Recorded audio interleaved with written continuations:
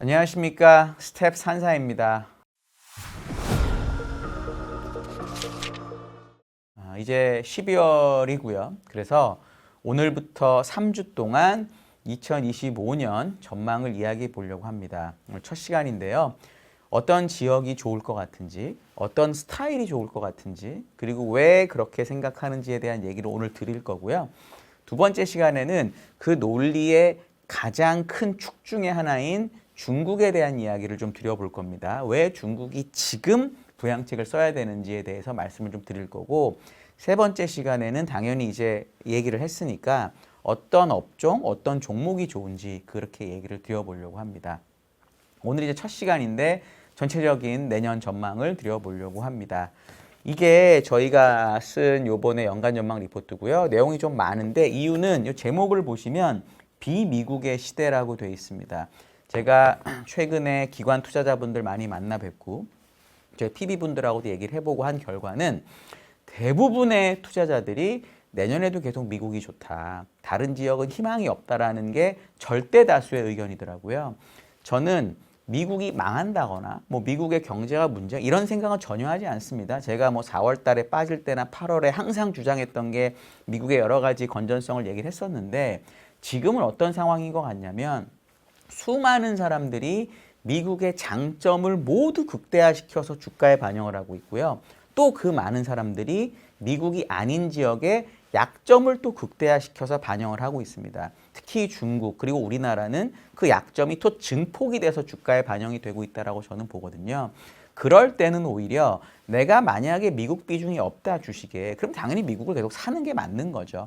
예를 들어 월급 받아서 적립식으로 ETF 사고 하면 되는데 내가 이미 그동안 많이 올랐던 AI 관련 주식이든 뭐 올해 미국 금융주 많이 올랐으니까 뭐 이런 것들이 됐든 특히 11월부터 시장 색깔이 바뀌어 있는 상황인데 그런 것들 때문에 미국 비중이 원래 내가 생각하는 것보다 더 많아졌다. 이런 분들은 제가 지금 드리는 말씀을 한 번 정도는 생각해 볼 필요가 있다라고 저는 생각을 합니다.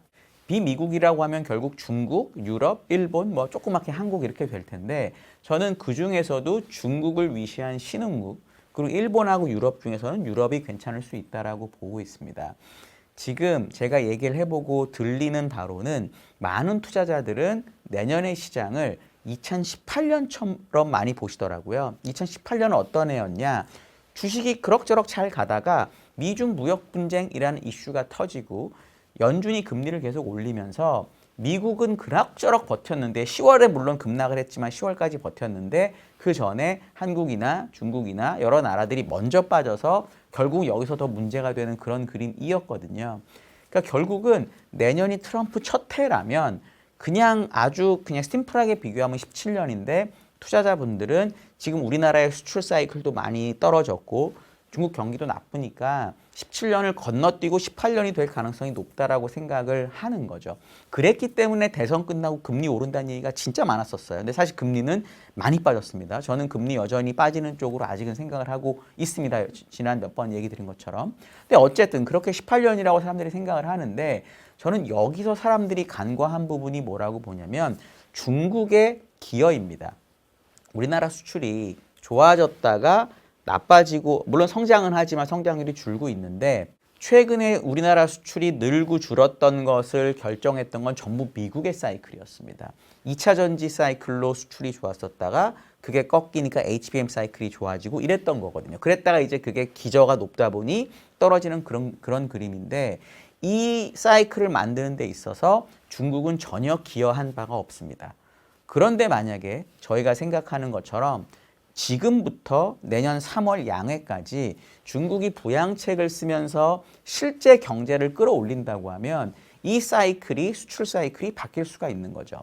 우리나라 수출은 전 세계 경기를 매우 선행하는 경향이 있기 때문에 한국 수출이 중국 덕분에 좋아진다는 걸 믿으신다고 하면 미국에 비해서 비미국이 좋아지는 그림이 충분히 가능합니다. 중국이 왜 부양책을 쓸 것인가에 대해서는 제가 다음 시간에 말씀을 드리도록 하고요. 이 부분 중에서 제가 핵심적으로 생각하는 부분은 이런 겁니다. 그러니까 부양책이 나와서 중국의 경기가 좋아지는데 사실 역사적으로 보면 2008년 리만 사태 이후에 중국의 경제 성장률이 미국보다 높긴 했지만 그 격차가 지속적으로 줄었었습니다. 근데 중간에 15, 16년을 거치고 17, 18년이 되면서 중국의 경제 성장률하고 미국의 격차가 다시 벌어지는 기간이 있었습니다. 어떤 일이 있었냐면 15, 16년에 중국이 엄청난 지금 정도, 지금보다 더 심했던 불황에 빠져서 이걸 우리가 중국발 미니 불황이라고 했고 그때는 그게 얼마나 영향이 컸냐면 중국의 불황이 미국에도 영향을 미치면서 미국 주가가 그때 별로 오르지 못했어요. 이번 불황은 미국의 AI를 통해서 타개하면서 미국 주가는 올랐었는데 그때는 심지어 미국의 주가도 별로 좋지 않았었습니다. 그랬기 때문에 17년이 되면서 중국이 부양책을 쓰고 구조조정을 하고 하면서 주가가 많이 올랐습니다. 그러니까 결국은 중국의 경제가 실제로 좋아져서 미국의 성장률보다 더 빠르게 늘어나는 시기가 오면 어떤 일이 벌어졌냐? 중국의 주가, 비미국의 주가가 미국보다 좋았습니다. 17년을 우리가 한번 돌아보면 중국 주식이 미국보다 훨씬 많이 오른 것도 팩트지만 한국 주식도 미국보다 많이 올랐습니다. 다른 지역도 마찬가지고요. 비미국 전체로 보더라도 미국보다 좋았다는 거죠. 그러니까 우리가 중국의 부양책을 믿어서 경기가 올라가는 것만 받아들인다면 반드시 미국이 그럼에도 불구하고 비미국보다 좋다라는 논리랑 이어지지가 않습니다. 저희는 그렇기 때문에 지금은 2018년이라는 사람들의 의견을 듣는 것도 가능하지만 중국이라고 하는 이 큰 경제를 저희가 전혀 기대하지 않고 있기 때문에 중국의 부양책의 가능성을 감안해서 17년으로 우리가 생각할 수 있으면 좋겠다.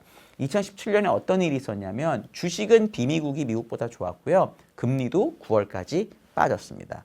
금리가 빠지면서 달러도 소폭 약세를 보였거든요. 저희는 그런 차원으로 2025년을 전체 그림은 보시는 게 맞다라고 생각을 합니다. 그렇다면 미국이 일부 조정을 받아야 이런 일이 벌어질 텐데 만약에 미국이 조정받는 이유가 예를 들어 미국 가계가 엉망이라든지 미국 은행이 엉망이라든지 이런 것 때문에 미국이 빠지면 비미국이 될 수 있는 가능성은 없습니다. 그러면 사람들은 다시 또 달러를 살 거고 미국을 더 살 거고 이렇게 돼요. 왜냐하면 무섭잖아요. 무서우면 결국 안전한 데로 몰리기 마련입니다. 근데 제 생각에는 만약에 내년 상반기에 또 조정이 온다고 하면 이건 작년 8, 9, 10월의 조정, 올해 4월의 조정, 올해 7월, 8월 초까지의 조정 같은 거라고 보는 거죠. 그러니까 이 문제, PR의 문제 이런 거라는 겁니다.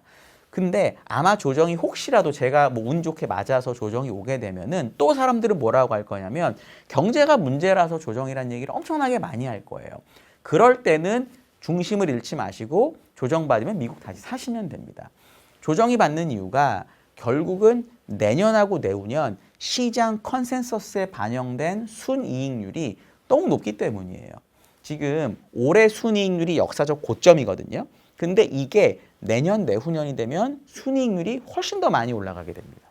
컨센서스의 근거가 뭐냐면 내년 내후년에 생산성이 매년 2에서 3%씩 좋아질 거기 때문에 마진도 계속 좋아진다 이런 겁니다.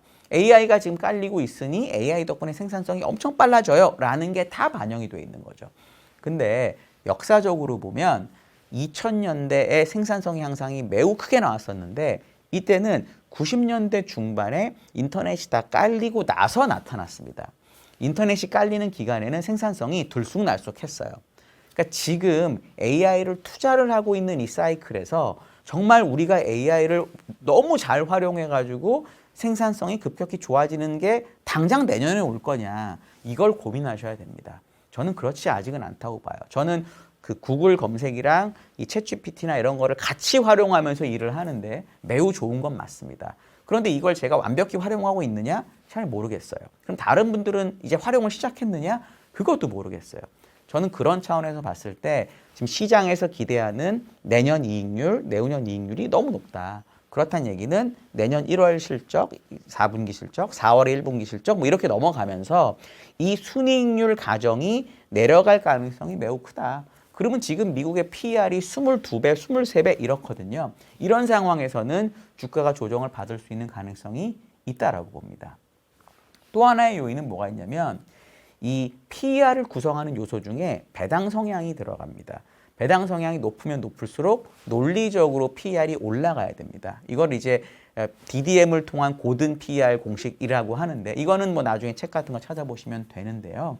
어쨌든 배당 성향이 올라가야 PER이 올라가는 게 논리입니다. 그리고 금리가 떨어져야 PER이 올라가는데 2025년에 미국의 예상되는 배당 성향을 보면 2012년 정도로 배당 성향이 매우 낮습니다. 금리는 어쨌든 4% 내외가 될 거고요. 그럼 2012년하고 비교를 해보면 어떠냐. 2012년에는요. 미국의 PER은 12배에서 14배 사이였습니다. 그리고 미국의 금리는 1.4에서 2.4%였거든요. 지금 금리는 그때 거의 2배, PER도 거의 2배예요. 그 얘기는 이익 성장률이 그때 한 3, 4배 정도 돼야 대충 맞거든요. 근데 실제로 내년 나스닥 EPS 성장률이 25%로 현재 잡혀 있어요. 3, 4배는 아니어도 그때에 비해서 한 2배 정도는 됩니다. 그 얘기는 아까 순이익률을 높게 잡을 수밖에 없었던 애널리스트들의 마음이 나오는 거죠. 금리가 너무 높고 배당 성향도 낮기 때문에 지금의 주가를 정당화하려면은 결국 EPS 성장률을 높게 잡아놓을 수밖에 없었다는 거죠. 근데 여기서 문제는 올해 나스닥의 EPS 성장률은 21%고요. 내년이 25%고 내후년이 거의 20%입니다. 그러니까 3년 동안 이렇게 20%씩 성장하는 기업이 있어도 대단한데 나스닥이라고 하는 종목을 모아놓은 게 그 정도 성장한다는 얘기는 이거는 정말 엄청나게 강력하고 긍정적인 가정이 녹아있는 거죠. 그러니까 세 가지의 축, 순이익률, 뭐 배당 성향, 이자율 이런 부분을 딱 놓고 주가를 만들어 놨는데 이 중에 하나만 흔들리게 되면 주식이 조정을 받을 수 있는 여지가 충분한 거죠. 저는 그런 차원에서 내년 상반기에 미국의 조정이 나올 수 있겠다라고 보고 있습니다. 그런데 여기서 이제 조정이 실제 나오게 된다면 많은 분들이 물어보실 거예요. 미국 구조적으로 또 문제 있는 거 아닌가요? 라고 얘기할 텐데 제가 그 질문에 대한 답을 여기서 해드리려고 합니다. 문제는 없을 거다. 그거에 대한 걸 두 개를 말씀을 드릴 건데 첫 번째는 미국의 가계 순자산입니다. 미국의 가계 순자산은 옛날에 GDP의 3배 정도였다면 지금은 6배가 넘었습니다. 이게 보통 질문 주시는 게 이거 주식 많이 올라서 그런 거 아닌가요? 라고 얘기 많이 하십니다. 물론 리만 사태 이후에 미국인들의 주식 자산이 엄청나게 많이 늘었습니다. 하지만 미국인들의 주식 자산이 늘어난 것보다 기타 순자산이 늘어난 게 더 많습니다. 그러니까 우리가 뭐 GDP, GDI 제가 얘기도 한번 드렸고 여러 가지 경제 데이터를 보면 의외로 금리가 높은 애 경제가 버티는 건 생각보다 미국의 가계들이 매우 건전하다라는 거죠. 그러니까 가계들이 건전하니까 아직까지 소비 여력이 생기고 기준금리가 높은데도 문제가 없었던 거죠. 사실 9월 달에 기준금리 내렸던 건 9월 말에 나온 제대로 된 데이터를 못 봤기 때문에 내린 거였거든요. 그러니까 경제도 좋고 재정도 풀리고 근데 금리까지 내렸으니까 특히나 11, 12월 주가가 좋았다라고 보시는 게 맞습니다. 또 하나는 미국 은행의 이 자산 구조를 보면 리만 때는 리만 브라더스 파산 직전에는 미국 은행 전체 자산 중에서 현금하고 국채, 미국채의 비중이 10% 초반이었습니다. 나머지는 뭐였냐? 대출해 준 거, 뭐 CDO, 뭐 모기지 뭐 이런 거였어요. 그러니까 문제가 터지니까 다 망했던 거죠. 지금은 이 미국 은행의 전체 자산에서 현금, 달러, 그리고 미국채의 비중이 3분의 1입니다. 33%예요. 그렇기 때문에 무슨 문제가 생기더라도 갖고 있는 자산이 너무 건전하니까 멀리 번지지가 않는 거죠. SVB 파산이 났을 때 물론 백악관하고 연준이 빨리 대응했기 때문에 문제가 없기도 했지만 사실은 은행들이 워낙 건전했기 때문에 예를 들어 내가 SVB 예금자였다면 뱅크런을 할 때 가서 돈을 빼오는 게 아니라 JP모건에 옮기는 거죠. 뭐 뱅크 오브 아메리카에 옮기는 거죠. 왜? 이 은행들은 워낙 건전하니까. 그럼 이 돈이 시스템 안에서 돌기 때문에 실질적인 뱅크런이 없는 거거든요. 그러니까 미국 은행들이 그 정도로 지금 건전하기 때문에 내년에 조정이 와서 또 구조적인 위험이다 뭐다라고 말할 때는 제가 지금 말씀드린 것만 잘 생각해 보시고 나는 얼마까지 빠지면 미국 비중을 다시 늘려야 되겠다 이런 생각을 하시는 게 저는 좋겠다라고 봅니다. 오늘 일단 전체적인 그림을 말씀을 드렸고요.